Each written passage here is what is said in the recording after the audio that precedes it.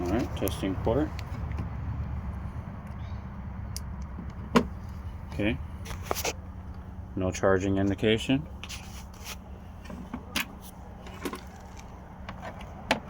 Same cord.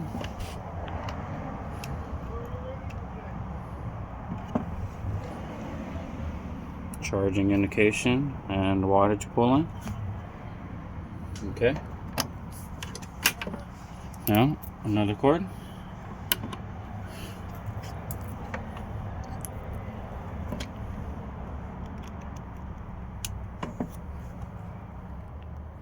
Nothing.